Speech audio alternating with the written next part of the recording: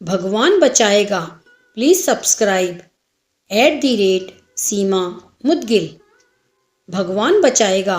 एक समय की बात है, किसी गांव में एक साधु रहता था।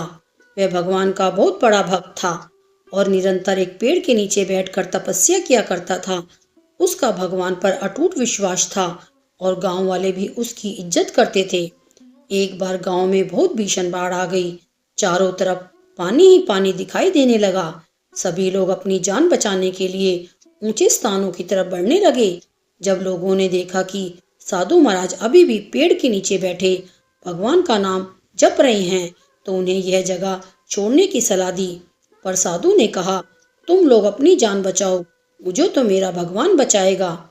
धीरे धीरे पानी का स्तर बढ़ता गया और पानी साधु के कमर तक आ पहुंचा। इतने में वहां से एक नाव गुजरी। मल्लाह ने कहा, हे साधु महाराज, आप इस नाव पर सवार हो जाइए, मैं आपको सुरक्षित स्थान तक पहुंचा दूंगा। नहीं, मुझे तुम्हारी मदद की आवश्यकता नहीं है, मुझे तो मेरा भगवान बचाएगा, साधु ने उत्तर दिया। नाव वाला चुपचाप वहां से चला गया। कुछ देर बाद बाढ़ और प्रचंड हो गई। साधु ने पेड़ पर चढ़ना उचित समझा और वहां बैठकर ईश्वर को याद करने लगा। तभी अचानक उन्हें गड़गड़ाहट की आवाज सुनाई दी। एक हेलीकॉप्टर उनकी मदद के लिए आ पहुंचा।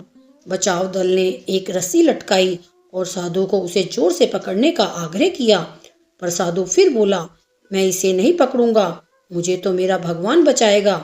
उनकी हट के आगे बचाव दल भी उन्हें लिए बगैर वहां से चला गया। कुछ देर में पेड़ बाढ़ की धारा में बह गया और साधु की मृत्यु हो गई।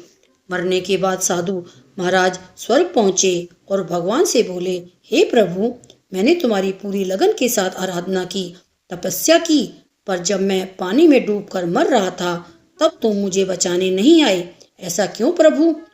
भगवान बोले, हे साधु महाराज, मैं तुम्हारी रक्षा करने एक नहीं बल्कि 3 बार आया। पहला ग्रामीणों के रूप में, दूसरा नाव वालों के रूप में और तीसरा हेलीकॉप्टर बचाव दल के रूप में, किंतु तुम मेरे इन अवसरों को पहचान नहीं पाए। मित्रों, इस जीवन में ईश्वर हमें कई अवसर देता है। इन अवसरों की प्रकृति कुछ ऐसी होती है कि वे किसी की प्रतीक्षा नहीं करते हैं।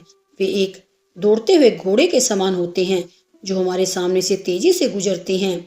यदि हम उन्हें पहचान कर उनका लाभ उठा लेते हैं तो वे हमें हमारी मंजिल तक पहुंचा देते हैं, अन्यथा हमें बाद में पछताना ही पड़ता है। आपसे निवेदन है कि कृपया हमारे चैनल @सीमा मुदगिल को लाइक एवं सब्सक्राइब कीजिए और नई नई कहानियाँ पढ़िए, देखिए और सुनिए।